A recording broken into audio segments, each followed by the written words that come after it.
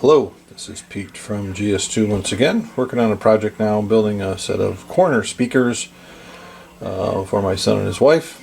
And I've built something similar to this some time ago, and I got a video out there, I don't know, over a year ago. I don't necessarily, you got to go watch that. But anyway, I'm working with a design and components I'm fairly familiar with, so this is kind of an easy one.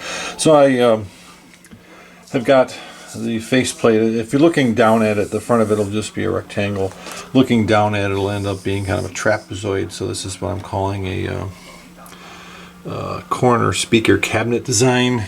I'm probably the world's worst carpenter, but I don't have 3D CAD, so I do the best I can. And fortunately, there's primer and putty I can put in there to fix all the boo-boos and put a coat of paint on it, and it looks like $1,000,000. Well, it looks okay. So this is where I started from, and I took a detail off that. Again, I've only got 2D CAD, and so I was able to actually go out in the garage and make this thing with the cutout. A big driver, 12-inch drivers in here, woofer if you will. This is a 1 1/8 inch diameter tweeter. I had to cut out some little ears for the wires to come in. This is a motion transformer. I'm going to go in here. So I got building, obviously I got 2 of these cut already, and all the sides and the bottoms and everything in the back all cut. Just a matter of pretty much putting them all together today, and that's kind of my quest. So next segment, hopefully I'll have something that may resemble a speaker cabinet. As part of the documentation on this particular project, I actually came up with a little wiring diagram for it. The binding post coming in to the crossover, that going over to the woofer, the W, and then that's a 4 ohm speaker, and then the tweeter section of this crossover looks for 8 ohm. I actually am putting the air motion transformer and then the aluminum dome tweeter in series to get 8 ohms. It's actually not a bad way to do things. Some people might do it a little different. I've actually done it the past couple times with this exact same crossover, and it worked quite well. So that's what the schematic side of it looks like. Again, pretty straightforward. You know, I rarely document these things, but you can kind of common sense your way through them when you're putting them together to see how it works. So anyway, put it all together, see where it goes from there. Well, considering I'm probably the world's worst carpenter, I did get them all together. They sort of look like they're in one piece. Got some cleanup to do, some spot putty of sorts, but that's what they're going to look like. I got to put the backs on them next, and we'll let them set for a day or two, let the glue harden, and just use basically wood glue and on the surfaces. And then this I used I think it's an 18 gauge brad nailer. So yeah, pretty straightforward, easy stuff to do. By the way, it's this, all the material is 3/4 inch MDF. Gives a nice timbre to the speaker. Hopefully it'll sound pretty good. Getting ready to install the components inside the speaker cabinets. Got my crossover here. This is a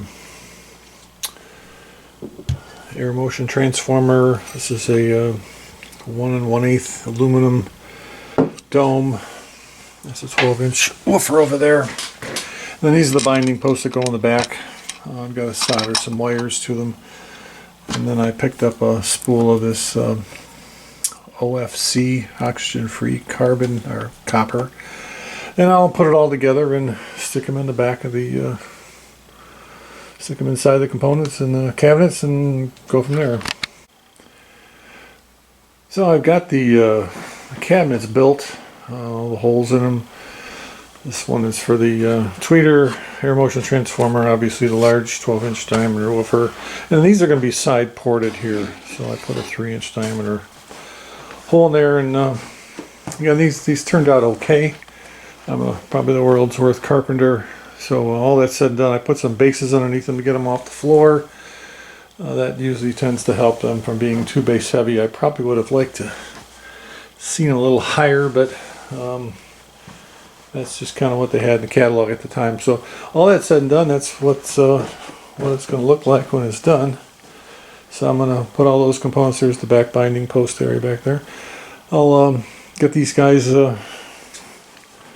put back together and plug them in and see what they sound like. Well, I'm on the tail end of this project here. I got my tweeter and air motion transformer in, got the crossover in, got the wire coming out. I just got to basically put the 12-inch driver in the base on both speakers. I really am not a great speaker builder, but have done something like this similar before, and they turned out okay considering what they were and who built them. So next step, I'll put these in and hook them up to an amp, and we'll see what we get. Well, here's the finished product for the speaker project. Kind of showing both speakers there, and I have an amplifier, a receiver. It's something I had laying on the shelf that I'm going to give away with the speakers to my son. But anyway, that's how they turned out.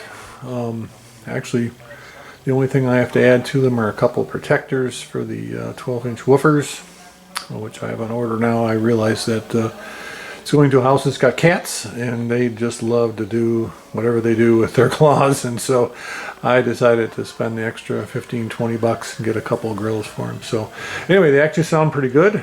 I got it hooked up to this amp right now and feeding through something my other system in the background. So anyway, it's a good deal. Keep building, everybody out there. It's a lot of fun, especially when things work out the way we always hope they will, even though expect a couple revisions here and there. But the end of the project. See you next time.